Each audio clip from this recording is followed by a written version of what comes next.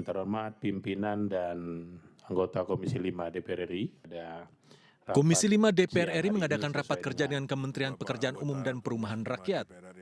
Menteri PUPR Basuki Hadi Mulyono mendapatkan cecaran soal tabungan perumahan rakyat Tapera yang mendapat penolakan luas dari masyarakat. Terkait dengan IKN, Pak. Bahkan anggota Komisi 5 Irina Yusiana Roba menilai pemerintah tidak tegas menanggapi isu Tapera.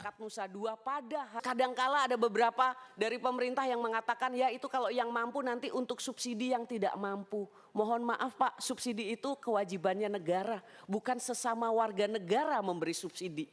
Kalau sesama warga negara namanya gotong royong gitu.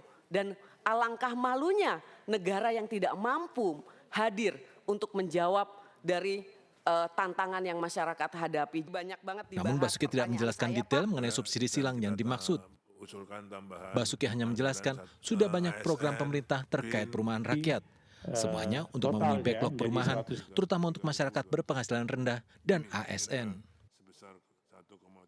Backlog kita untuk kepemilikan 9,9 juta, backlog untuk rumah tidak layak huni 2,6 juta, sedang pertumbuhan rumah tangga baru 800.000 per tahun. Ini berdasarkan survei Sustenas kalau nggak keliru. Jumlah ASN sendiri sekitar 4,4 juta orang yang belum memiliki rumah 1,8 juta. Terima kasih Pak Menteri. Penjelasan Menteri PUPR soal Tapera tidak tuntas dibahas. Komisi 5 DPR memutuskan akan kembali menggelar rapat kerja khusus mengenai Tapera dengan mengundang stakeholder terkait, diantaranya dunia usaha dan buruh. Tembusan juga di Tim Liputan melaporkan. Pembicaraan tingkatan tahun 2020. Menteri PUPR yang juga Ketua Badan Pelaksana Tapera Basuki Hadi Mulyono melempar sinyal kemungkinan Tapera diundur pelaksanaannya dari semula paling lambat tahun 2027 menjadi setelah tahun 2027. Hal ini dikatakan setelah Basuki dicecar pertanyaan dalam rapat komisi-komisi DPR. Basuki dan Menteri Keuangan telah berdiskusi tentang kemungkinan diundurnya Tapera. Alasannya karena BP Tapera berpikir Tapera belum mendesak untuk dilaksanakan segera. Selain itu, selama ini pemerintah sudah mensubsidi bunga KPR untuk rumah murah hingga 100 triliun lebih. Sedangkan jika memaksakan Tapera, baru terkumpul 50 triliun selama 10 tahun. Basuki sebagai Ketua BP Tapera kini menunggu usulan DPR untuk dengan tegas mengusulkan Tapera ditunda dan disahkan menjadi keputusan politik.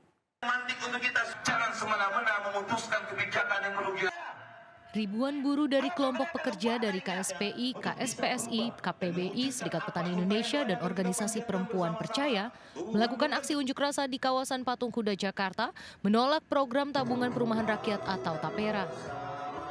Para buruh menuntut agar Presiden Joko Widodo mencabut PP nomor 21 tahun 2024 tentang Tapera yang dianggap merugikan masyarakat. Kebijakan soal Tapera yang memotong 3% gaji pekerja dianggap sangat berat, terlebih pendapatan para buruh relatif kecil.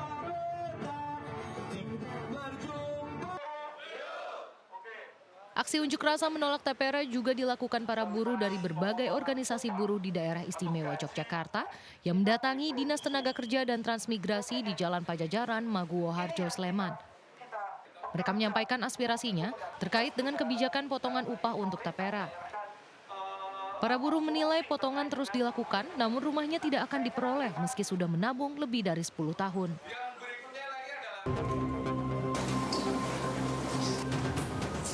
Polda Metro Jaya mengungkap sindikat judi online, melibatkan satu keluarga, ayah, ibu, dan 3 anak sebagai bandar judi online. Mereka mengoperasikan aplikasi Royal Domino, serta mempekerjakan 18 tersangka sebagai admin. Belasan tersangka merupakan teman dari anak bandar judi. Sejak tahun 2022 lalu, keluarga ini meraup omset 80 miliar rupiah. Uang kejahatan didapat dari penjualan chip sebagai taruhan judi online. Para pelaku menjual 1 miliar chip seharga Rp65.000 dengan sistem transfer, rekening bank, dan e-wallet milik tersangka. Uang miliaran rupiah, 45 ponsel, 10 buku tabungan, 9 kartu ATM, 3 komputer, serta 2 mobil disita sebagai barang bukti. Angka sekitar ataupun diperkirakan 80 miliar. Dalam penyelenggaraan para pemain harus membuat akun dan membeli chip terlebih dahulu dengan cara yang pertama, pemain mendownload aplikasi Royal Domino. Polda Metro Jaya berkoordinasi dengan Kemenkominfo untuk memblokir situs judi online.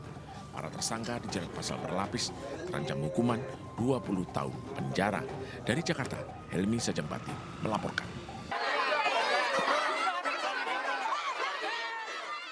Keriuhan ini terjadi di depan sekolah dasar SD Negeri Margorejo 6, Jalan Jemur Sari, Surabaya.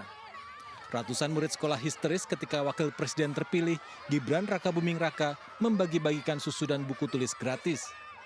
Bahkan tak sedikit yang minta untuk foto bersama. Para murid mengaku senang bisa mendapatkan susu dan buku gratis. Mereka juga tak menyangka dapat bertemu langsung dengan putra Presiden Joko Widodo. Ini Pak. Dapat apa ini? Susu sama buku. Vino. Dapat susu sama buku. Seneng nggak dapat ini? Seneng. Dapat apa lagi? Dapat buku sama susu. Satu lagi gimana rebutannya? Susah nggak? Enggak susah. Enggak. Seneng.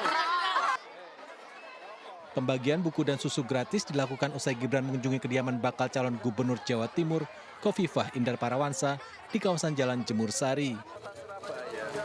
Ke IKN juga? Gibran datang didampingi pasangan Khofifah, bakal calon Wakil Gubernur Jawa Timur, Emil Dardak.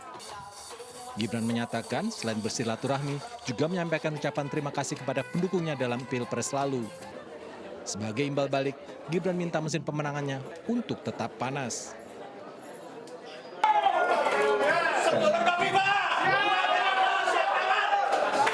Ganti saya yang membantu Bu Khofifah dan Pak Emil Dardak. Saya mohon Bapak Ibu semua mesinnya tetap dipanaskan. Usai berkunjung ke kediaman Khofifah, anak-anak sekolah dasar di depan rumah Khofifah langsung berteriak dan menyebut nama Gibran. Rombongan Gibran menghampiri mereka, kemudian membagikan susu dan buku gratis. Dari Surabaya, Jawa Timur, Rahmat Ilyasan, N-News melaporkan. Pemirsa, polisi menggelar prarekonstruksi kasus pembunuhan bocah perempuan berusia 9 tahun yang ditemukan tewas terbungkus karung. Prarekonstruksi diwarnai kericuhan, orang tua korban memburu tersangka pelaku dan berusaha menghakiminya.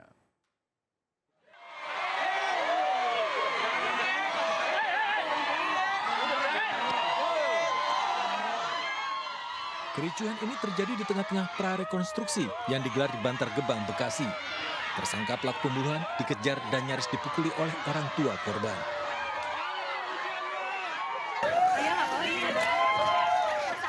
Satuan Reserse Kriminal Polres Metro Bekasi Kota dan Polsek Bantar Gebang menggelar prarekonstruksi kasus pembunuhan sadis bocah perempuan berusia 9 tahun. Korban diduga dibunuh oleh tetangganya sendiri. Dalam prarekonstruksi ini, tersangka pelaku dihadirkan memperagakan 34 adegan. Mulai dari saat korban memasuki rumah tersangka, hingga saat jasad korban dibungkus karung dan dibuang ke dalam sebuah lubang. Tidak ditemukan unsur pembunuhan berencana. Emangnya ngelahirin gampang. Takut, Bu? Iya, kita sebagai warga ya, kita was-was. Apalagi yang punya anak kecil. Resah juga nggak, Bu?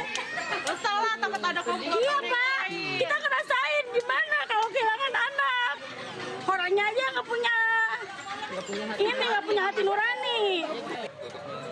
Prarekonstruksi bertujuan untuk menguji keterangan tersangka. Dalam kasus ini, skenario awal yang hanya 29 adegan bertambah menjadi 34 adegan. Namun hingga saat ini, motif pembunuhan masih didalami kepolisian. Dari Bekasi, Jawa Barat, Rahmat Hidayat, N-News melaporkan. Kebakaran terjadi di rumah susun Penggilingan Cakung, Jakarta Timur. Seorang warga pingsan terjebak kepulan asap. Kepulan asap tebal keluar dari sebuah unit rumah susun di lantai 2 Tower E2 Rumah Susun Penggilingan. Titik api yang cukup tinggi membuat warga kesulitan melakukan pemadaman. Petugas pemadam kebakaran Jakarta Timur langsung melakukan pemadaman. Namun kondisi bagian dalam unit rusun telah habis dilahap api. Seorang penghuni terpaksa dilarikan tim medis setelah tidak sadarkan diri terjebak asap saat mengeluarkan barang-barang dari lantai 2. Saat kebakaran terjadi, unit tengah kosong ditinggal penghuni. Dugaan sementara kebakaran terjadi akibat korsleting listrik dari kipas angin yang ditinggalkan menyala. Menteri PUPR Basuki Hadimulyono membantah tudingan soal perampasan tanah di IKN. Ia juga menegaskan Presiden Joko Widodo justru mengedepankan kepentingan rakyat.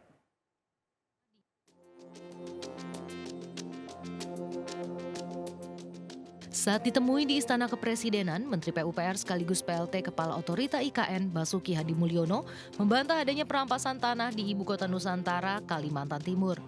Pernyataannya juga didukung Menteri Sekretaris Negara Pratikno yang bahkan menganggap perampasan adalah istilah mengerikan. Basuki menegaskan bahwa Presiden Jokowi berpesan untuk selalu mengedepankan masyarakat dalam pembangunan IKN. Ia juga mengaku dirinya masih perlu beradaptasi dengan tugas barunya sebagai PLT Kepala Otorita IKN. Istilah baru yang mengerikan itu. Ya udahlah, nanti ini kan arahnya Pak Presiden itu arahnya utamakan kepentingan rakyat. Ya. Itu. Ya belum tahu, saya baru ditunjuk. Sebelumnya dalam sebuah siaran podcast Indonesia Corruption Watch atau ICW menyatakan pembangunan IKN penuh polemik terutama soal perizinan dan kepemilikan tanah. Dari Jakarta, Muhammad Zuhilmi, Bias Dewan melaporkan. Pemirsa, Kemenak mengingatkan jamaah umroh tinggalkan Arab Saudi terkait batas waktu terakhir pemegang visa non-haji.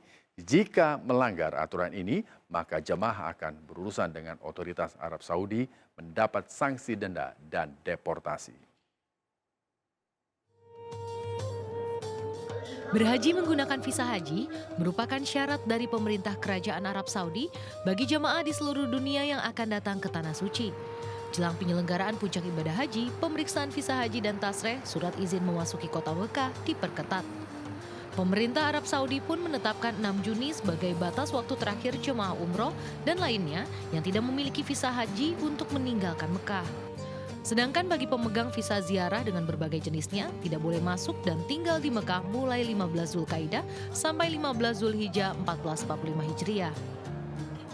Untuk jamaah Indonesia yang tidak menggunakan visa haji dan tidak memiliki otoritas untuk melaksanakan haji atau dokumen yang mendukungnya di tahun ini, mohon bisa mengikuti peraturan yang memberikan visa 3 bulan, memberikan multiple visa, memberikan visa ziarah menjelang puncak haji ataupun pada saat waktunya umroh, ya masih bisa umroh.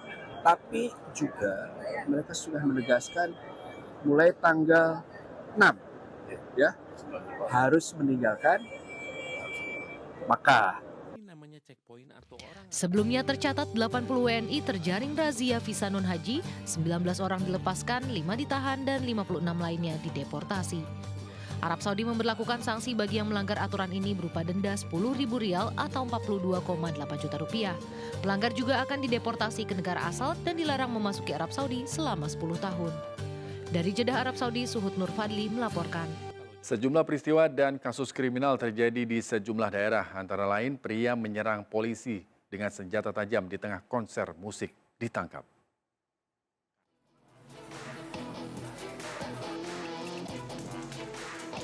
Dua lapak pedagang pepaya di Pasar Induk Kramat Jati, Jakarta Timur terbakar.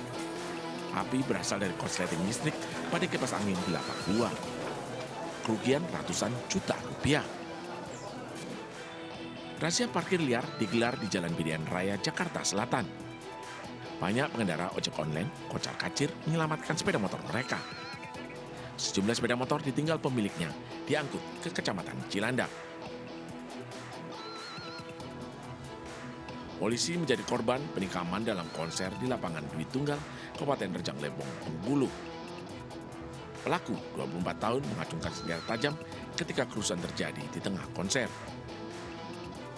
Bribda Aldo luka di pinggang dievakuasi ke rumah sakit.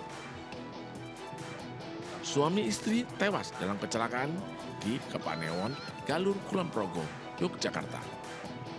pasangan lansia berboncengan sepeda motor ditabrak truk box di Simpang 4 Buru. Menyelidiki kecelakaan, sopir truk diperiksa polisi.